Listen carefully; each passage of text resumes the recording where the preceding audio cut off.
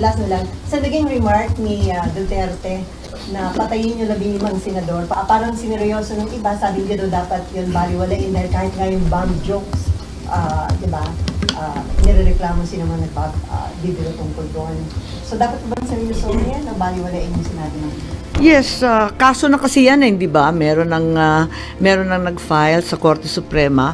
But since the case is already before the Supreme Court, sub judice na siya. At syempre, igagalang natin anumang hatol ng ating Korte Suprema. Nabigla lang ako nung umpisa.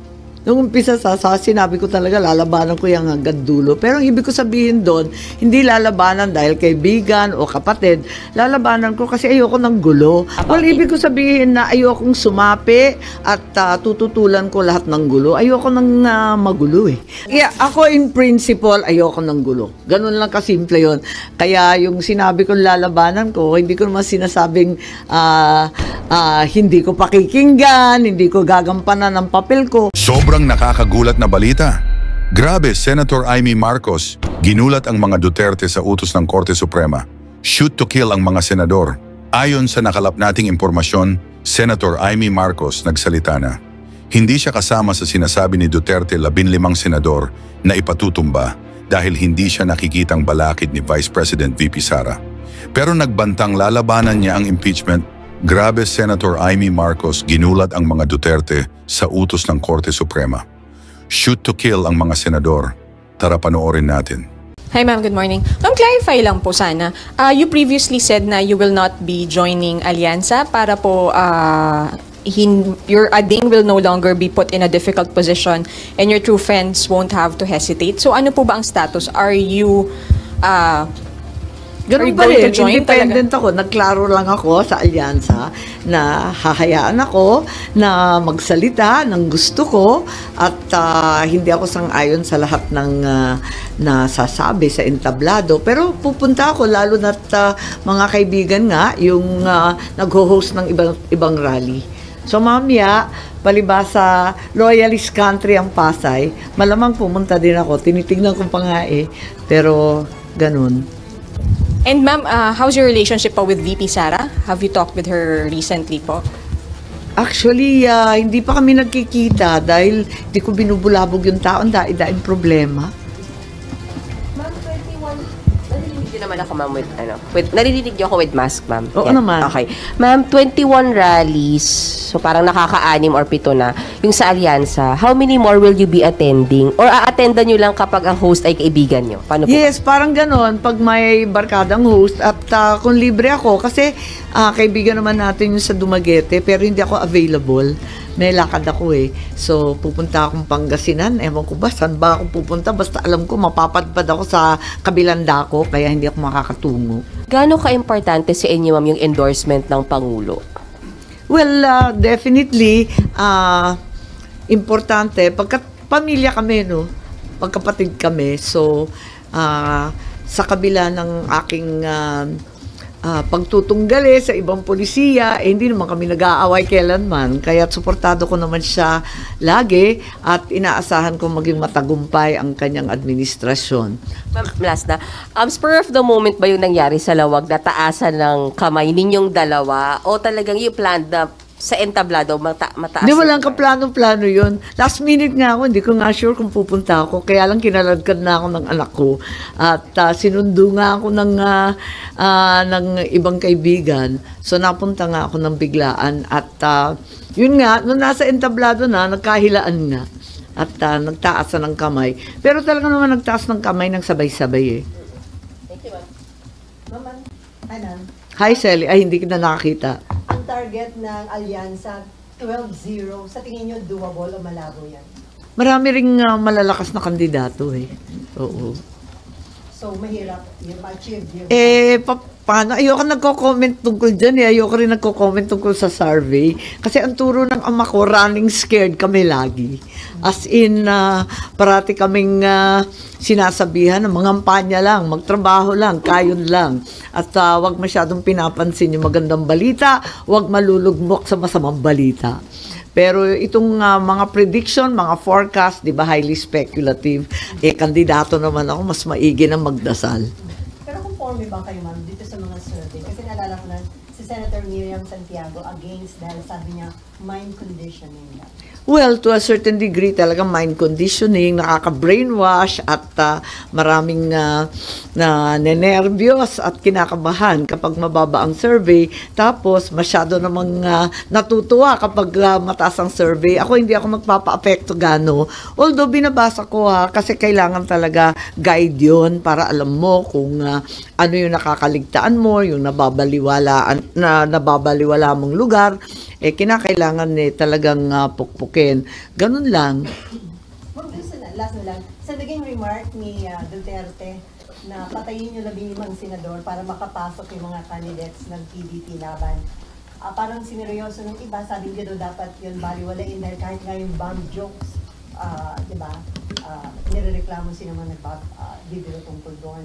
So dapat ba seryoso yan na baliwalain yung sinabi ng dati? Baka sila balakid. Alam mo yun, balakid. Di ka love. Ako kasi hindi natatakot kasi ako love. Lovely naman. Ha? Lovely na bigo, ma'am. Oo. Balakid siguro sila kaya kinakabahan.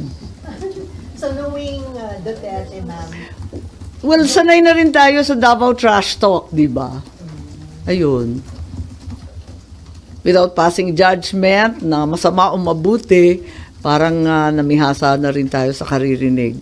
Pero yun, palibasa hindi ako balakid, hindi ako afraid.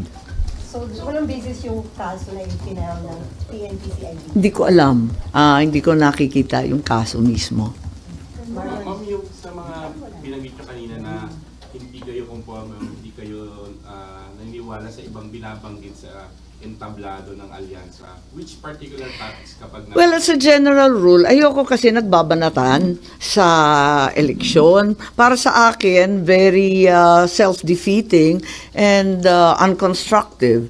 Yung bira ng bira, mas maganda para sa akin, ipaliwanag mo kung ano ang nagawa mo at ano pa ang plano mong gawin para makatulong sa tao, para iboto ka. Yung paninira ng kabila, hindi ako komportable. Naiilag ako at kung minsan nakikita sa mukha ko eh. Ma'am, yung binabanggit po ng mga kasama niyo sa alyansa, several of them already said that they're pushing ang binanggit natin, 12-0. Kayo po ba, do you also wish na 12-0 din from alyansa yung mananalo? Well, medyo sentimental ako, no? Kasi may kasamahan ako na kumampanya noong 2019. Sama-sama kami ni Bongo at saka ni Bato. So, parang, magkakasama kami sa Senado, magkasama kami sa kampanya. Tapos, yun nga, yung sinasabing 12-0, hindi ko alam. Hindi ko alam kung anong mangyayari. Hindi naman tayo forecaster. Siguro, antayin na lang natin at todo trabaho na lang tayo. Marami tayong kaibigan magkabila di ba? Kaya nga naging independent at hindi ko gusto yung birada kung minsan. Nasasaktan ako sa magkabilang birahan. So are you advising PBBM na iwasan yung mga patutsada? Hindi ko alam. Hindi na ako nag-a-advise Basta nakikinig lang ako sa kanila. At sana maging plataforma ang pinag-uusapan at yung plano para sa susunod na 3 taon na nais marinig ng tao dahil lang napakahirap naman ng buhay, ang bilihin na napakataas, ang disenteng trabaho ay napakahirap makakuha sa iba't ibang probinsya at ang tulong na kinakailangan sa oras ng gipit talagang hindi pa rin naaasahan. So far, what are the challenges na na-encounter niyo po during the past campaign sorties po? Well, nakapunta lang ako sa 2 rally ng Alyansa, tapos nakapunta ako sa ilang mga fiesta, yung sa Barako Festival, di naman kampanya yon, masaya lang. Ganon, Valentine's kasi nagkataon. So yung mga Valentine's, napunta naman ako. Yung mga challenges po so far na na-encounter niyo, wala ba naman? Sabihin ko na yung totoo, masama talaga ang nangyayari sa ating bansa. Parang biniyak. Yung turo ng tatay ko na isang bansa, isang diwa, ay na isang tabi.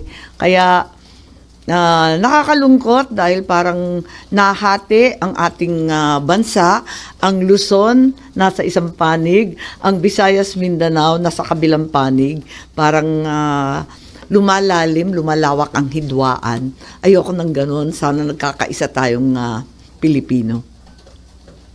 Ma'am, do you think advantageous sa inyo, nagugustuhan kaya ng publiko na parang nandito kayo, close kayo sa mga Duterte and then sa admin, baka ang impression iba na mamangka kayo sa dalawa? Oo, binabanata naman ako ng ganon, pero ang akin lamang ayoko ng gulo.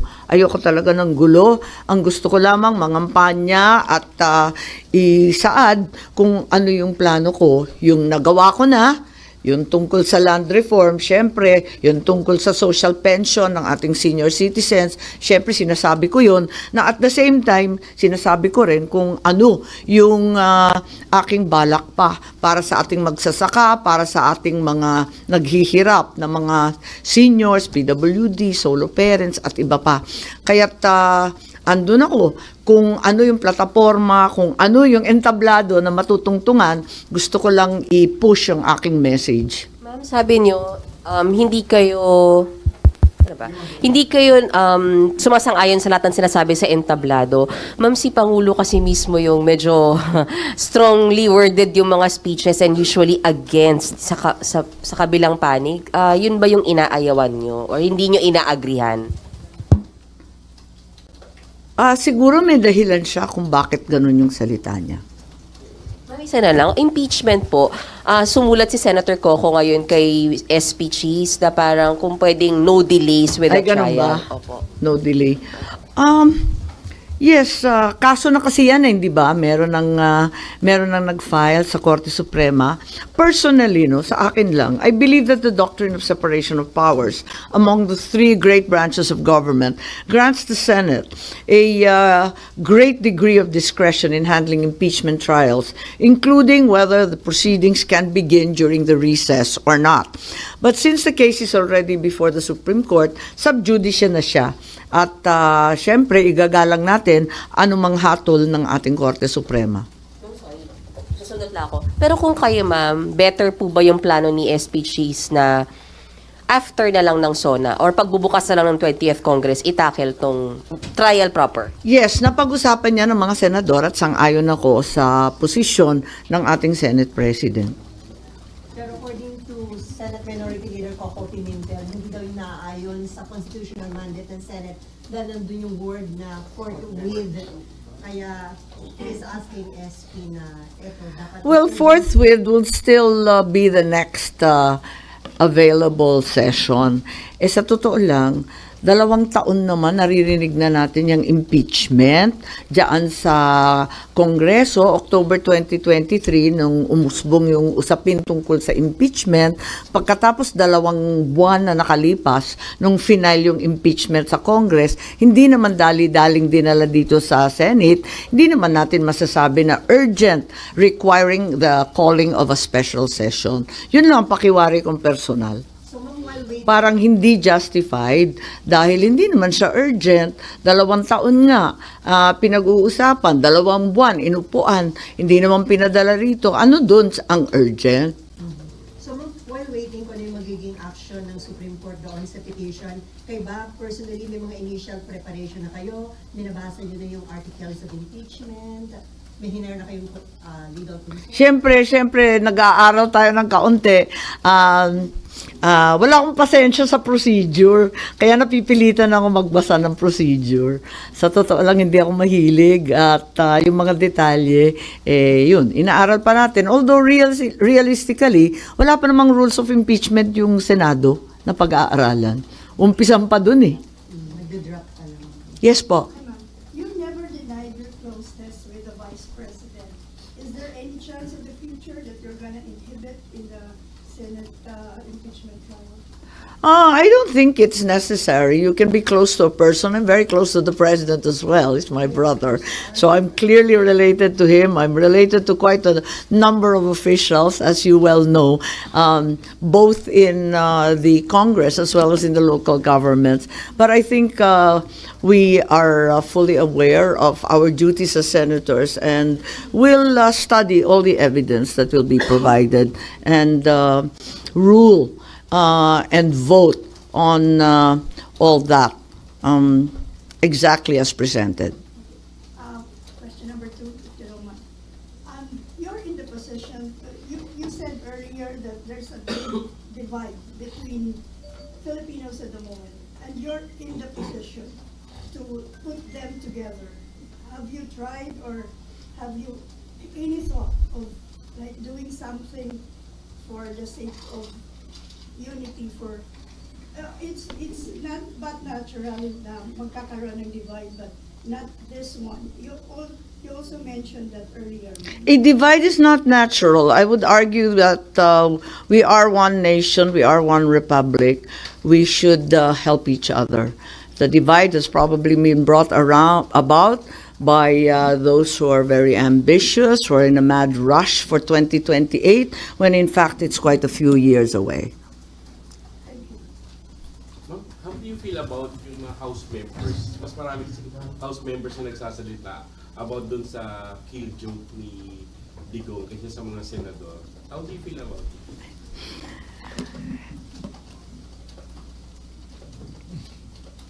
Oo nga. Bakit nga ba? Tingin niyo po, baka na nagagamit dun sa mas... Hindi ko po alam. Hindi ko alam. Marami naman tayong kaibigan ng mga congressman. Siguro dapat tanungin nila sila. Ma'am, isa lang, balik lang sa Po. impeachment. Isa po ba sa mga dahilan kung bakit mas gusto po ninyo na after SONA na at hindi ngayon is because syempre nangangampanya po yung ilan sa inyo? Well, hindi nakakatulong yon. Abala ang lahat. Baka walang panahon din mag-aral at suriin ng maigi ang katibayan na ipapakita. Subalit sa kabila nun, pag magtatawag ng special session, ang tanging dahilan, urgent matter. Parang ramdam ko, hindi naman siya urgent. Kasi ang tagal-tagal na niyan eh. Sa totoo lang. Tapos pinadala lang sa amin nung huling gabi. Bakit ganun kung talagang urgent? Pero dun sa pinupunto po ni Sen Coco, may nakalagay kasi nga din sa Constitution yung word of forthwith. Which means dapat immediately after the receipt of verified complaint, umakto na yung Senate as an impeachment court. Hindi ako makikipagdebate kay Senator Coco at kay SP. Hayaan na natin sila mag-discuss tungkol sa forthwith. Pero talagang hindi ko maintindihan ang dahilan kung bakit mamadadiliin. Ma'am, this morning... hindi naman nila minadali. Ba't kami magkukumahog? Ma'am, this morning may nag-file po na Mindanaoan lawyers before the Supreme Court asking a TRO for the impeachment complaint versus VP Sara.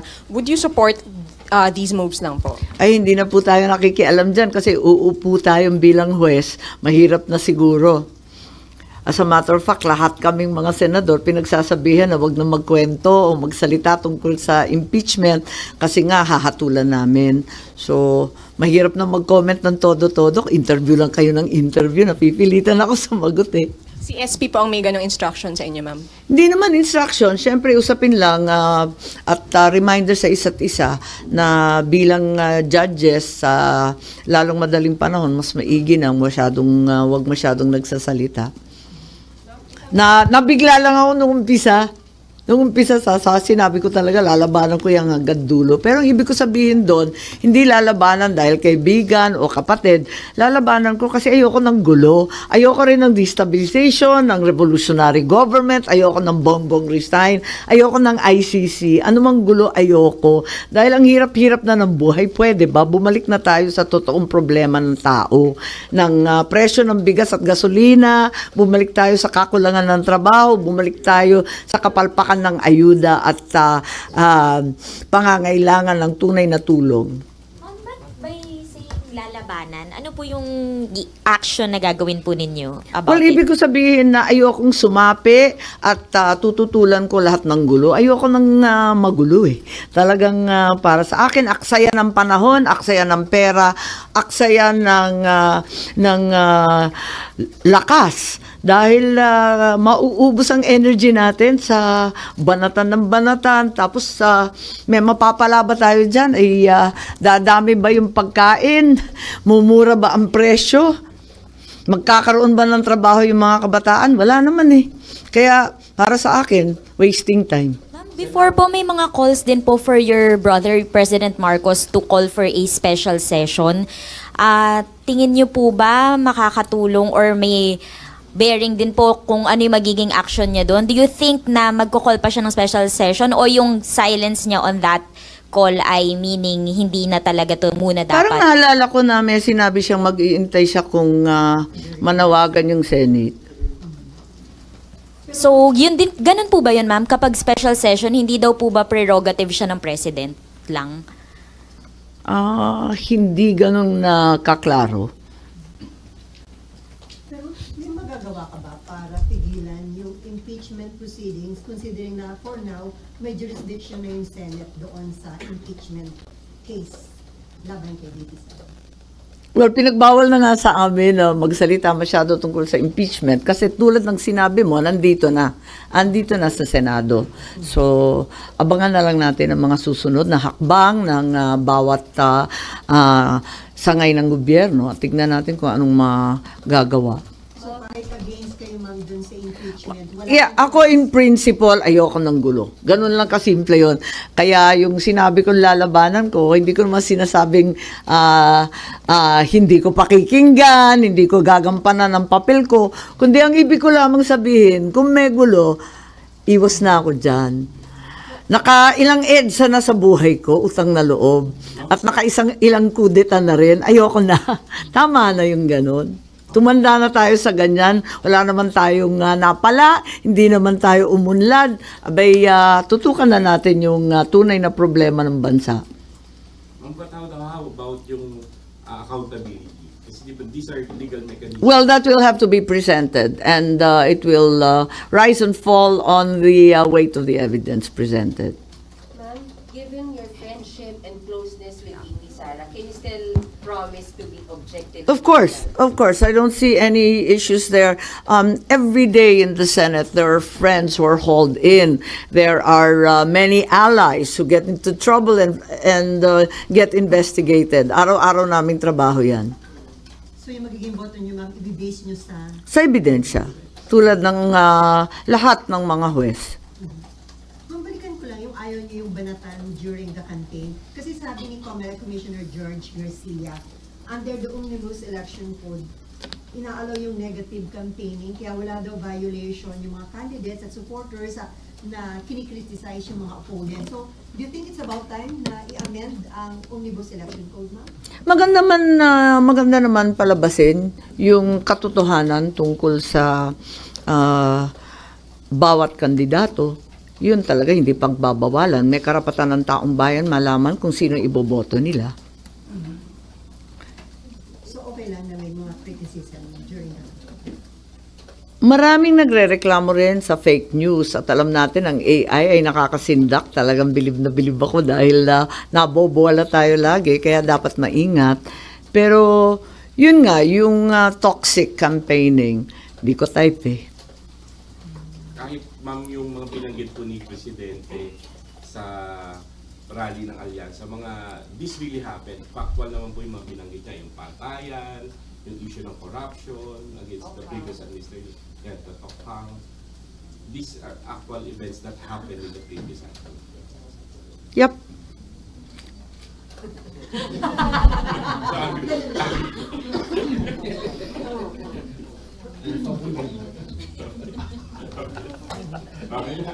No more? Oh yeah.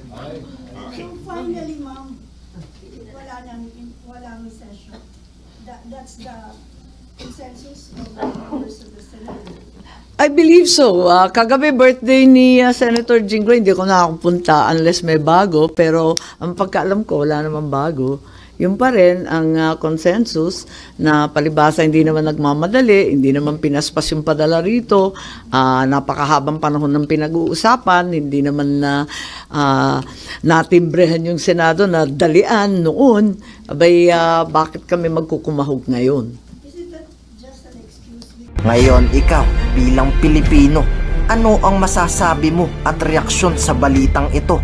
Mag-iwan ka ng komento sa ibaba at atin pong babasahin isa-isa.